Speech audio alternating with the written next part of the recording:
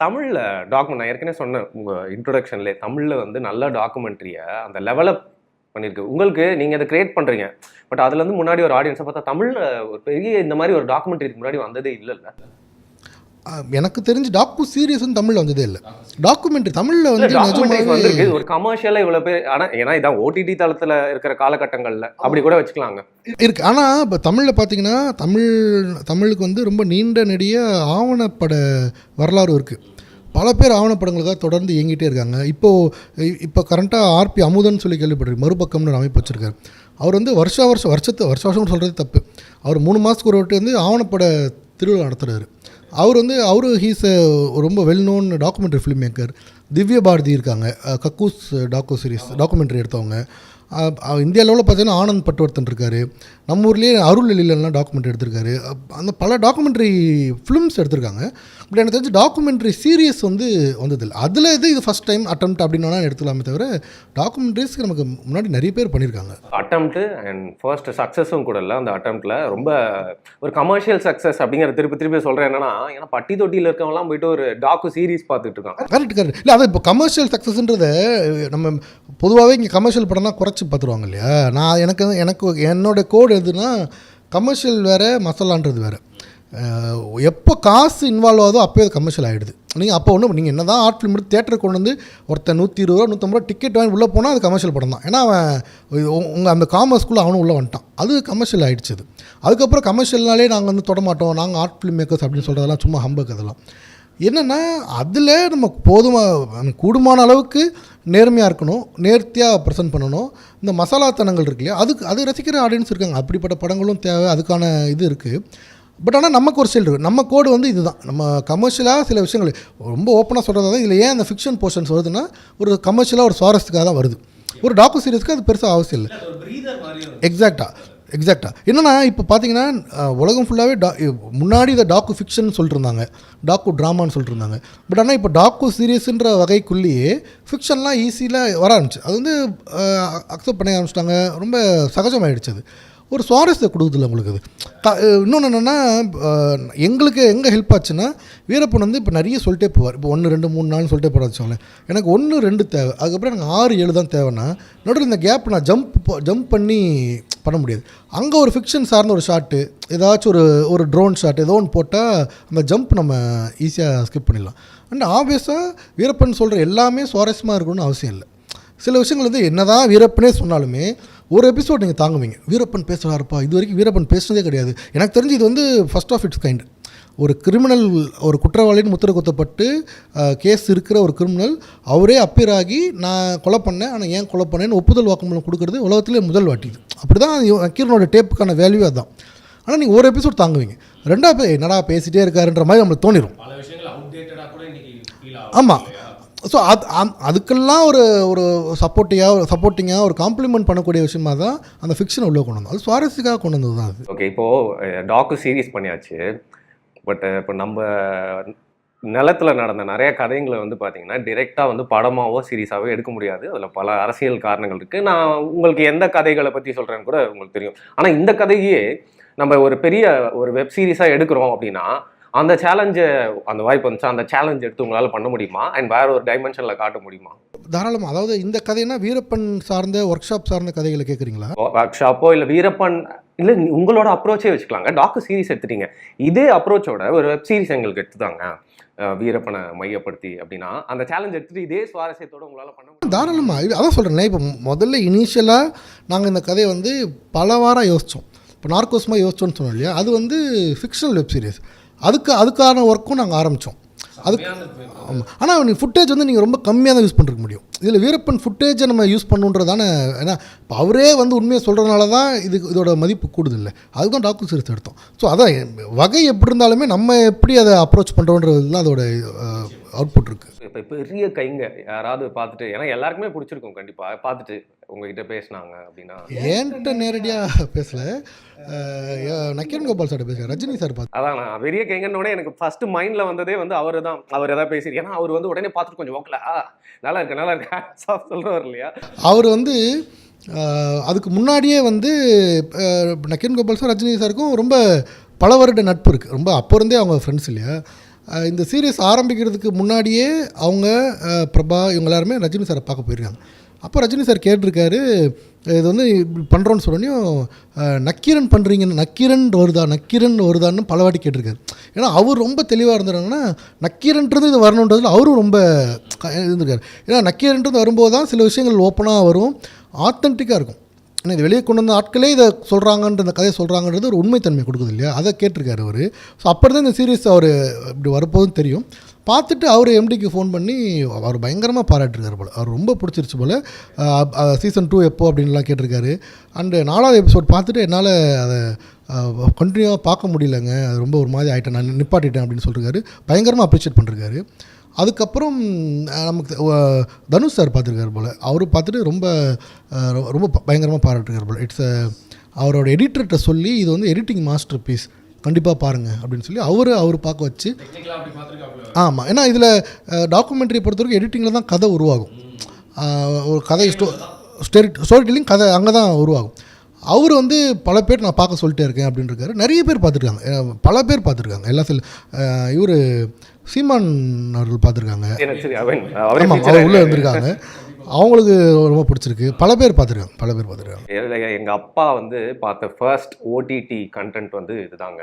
So அவர் என்கிட்ட கேட்டு இதே மாதிரி என்னோட க்ரெடென்ஷியல்ஸ் அவர் கொடுத்து எல்லாத்தையும் டவுன்லோட் பண்ணி கொடுத்து பார்க்க வச்சுட்டு வாரத்துக்கு ஒரு வாட்டி போய் எங்கள் அப்பா அம்மாவை பார்ப்பேன். என்னடா அது வந்துருச்சா, அந்த இது உடனே வராதுங்க, செகண்ட் சீசன் வரும் அப்படின்னு சொல்லி வெயிட் பண்ணி வச்சுருக்கேன். ஸோ எனக்கு அந்த மாதிரி புது ஆட்கள் நிறைய பேர்கிட்ட போய் ஒரு வெப் சீரிஸை ஒரு டாக்கு சீரிஸ் போய் சேர்ந்துருக்கு அப்படின்னா அதோட வரவேற்பு அப்படிங்கிறது பெருசாக இருக்குன்றது ரொம்ப அது நம்ம இன்டென்ஷனே அதாங்க. என்னென்னா நான் முதல்ல சொன்னேன் இல்லையா, நாங்களாம் இதில் க்ரியேட் பண்ணது என்னென்னா வேலைகள் பிரித்து பண்ணோம். அதில் ரிசர்ச் வேலையை வசந்த்னு ஒருத்தர் பார்த்துக்கிட்டார். நீங்கள் ஃபிக்ஷன் சொல்கிறீங்களே, ஃபிக்ஷன் பார்க்குறீங்களே, ஃபிக்ஷன் அந்த போர்ஷன் ஃபுல்லாக ஹேண்டில் பண்ணது டைரக்டர் ஷரத், எடிட் ஃபுல்லாக ஹேண்டில் பண்ணது நான். இப்படி தான் எங்கள் வேலையில் பிரிச்சிட்டோம். எடிட்டில் இருக்கும்போது எனக்கு நான் பர்சனலாக கோலாக வச்சுக்கிட்ட விஷயம் 2. ஒன்று வந்து சுவாரஸ்யம், அடிப்படையாக சுவாரஸ்யம் தான் இருக்கணுன்றது. அதுக்கு என்ன காரணம் அப்படின்னா, இந்த டாக்குமெண்ட்ரி நம்ம ப்ரெசென்ட் பண்ண போகிற ஆடியன்ஸ் இருக்காங்களே, அவங்களுக்கு இந்த ஜானர் புதுசு, இதுக்கு பழக்கப்பட்ட ஆட்கள் கிடையாது. அவங்க சினிமா பார்த்து பழக்கப்பட்ட ஆட்கள். அவங்களுக்கு ப்ரெசென்ட் பண்ணும்போது எங்கேஜ் பண்ணலாம், என்னடா போர் அடிக்கிறான்னு சொல்லிட்டு ஈஸியாக, அதுவும் கையில் ரிமோட் இருக்குது, அவன் அந்த டூல் கையில் இருக்குது, ஆஃப் பண்ணிட்டு போய்கிட்டே இருப்பான். ஸோ ஹோல்டு பண்ணும், எங்கேஜ் பண்ணும், அது ஒரு மேட்ரு. இன்னொன்று, இது ஓடிடியில் வரதுனால உலகம் ஃபுல்லாக போகுது. ஸோ உலகம் ஃபுல்லாக போகுதுன்னா அந்த ஆடியன்ஸ் ஃபுல்லாக இந்த ஜானருக்கு பயங்கரமாக யூஸ் ஆனவங்க. அவங்க ரொம்ப டெப்த்தான பயங்கர அவார்ட் வினிங் டாக்குமெண்ட்ரிஸ்லாம் பார்த்துருப்பாங்க. அங்கே கண்டென்ட் இல்லைன்னா அவங்கள எங்கேஜ் பண்ண முடியாது.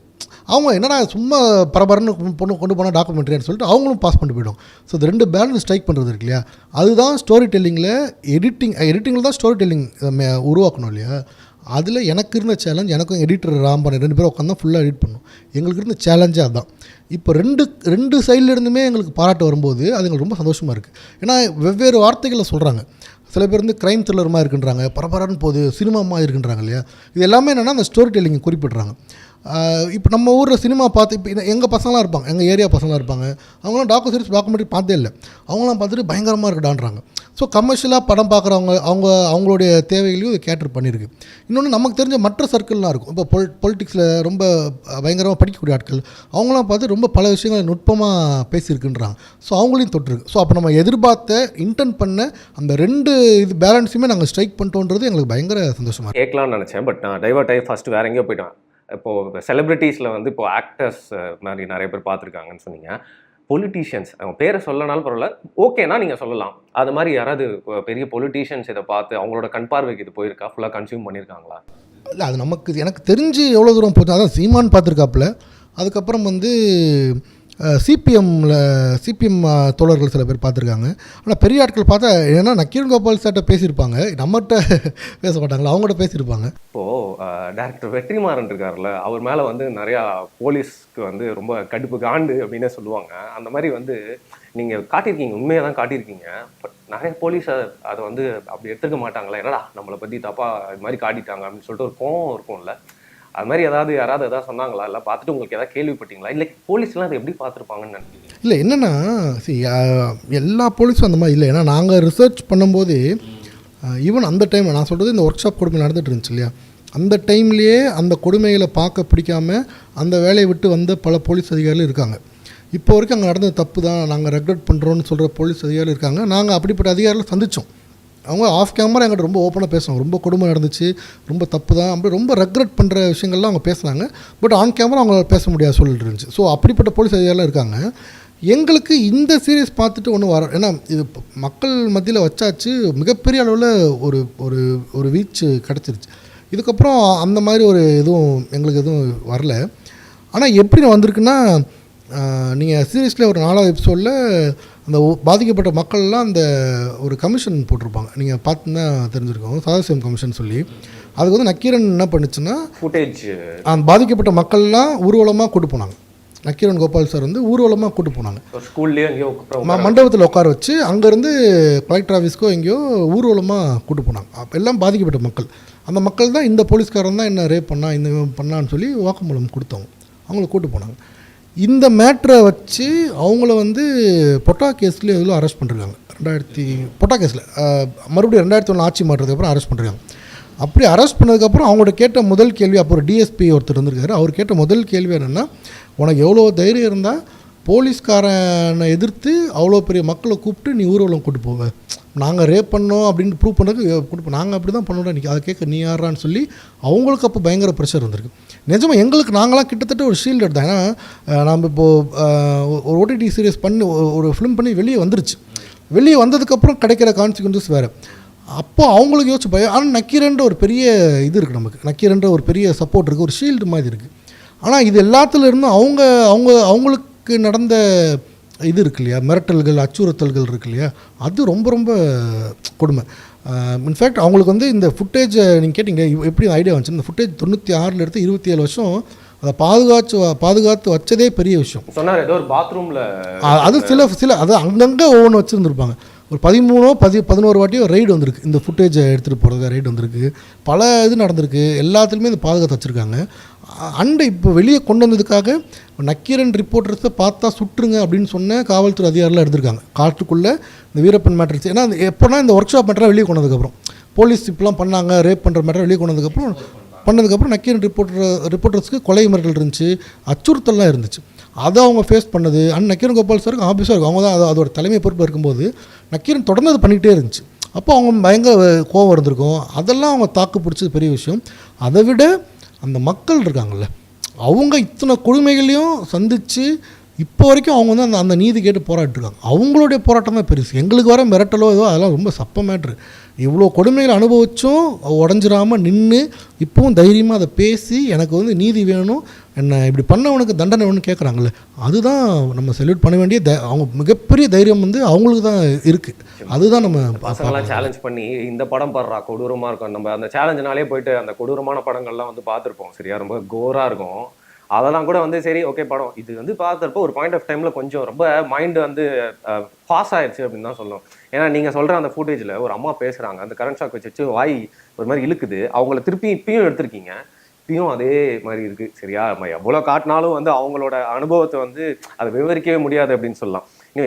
இப்போ திருப்பி உங்கள் வாயில் வந்து அவரை பற்றி ரொமான்டிசைஸ் பண்ணி ஒரு ஹீரோ ஒரு மாதிரி ஒரு வார்த்தை வாங்கிடணுன்ற நான் சொல்ல, பட் அவர்கிட்ட ஒரு கேரக்டராக ஒரு அட்ராக்ஷன் இருக்குல்ல, ஒரு கரிஷ்மா இருக்கு. ஏன்னா ஸ்டார்டிங்ல பாருங்களேன், ஆண்டவா முருகா தெய்வமே டிஃப்ரெண்ட்டாக இருக்குது அந்த பேர். அவர் பயங்கர இன்ட்ரெஸ்டிங்கான பர்சனுங்க. நான் தான் அது இப்போது நீங்கள் முதல்ல அந்த 9 மணி நேரம் வீடியோ பார்த்தீங்கன்னா நீங்கள் ஒரு ஃபேன் ஆகிடுவீங்க. அது 9 ஹவர்ஸ் வீடியோ. இப்போ நீங்கள் பார்த்தது 1.5 மணி நேரம் பார்த்துருப்பீங்கன்னு நினைக்கிறேன்.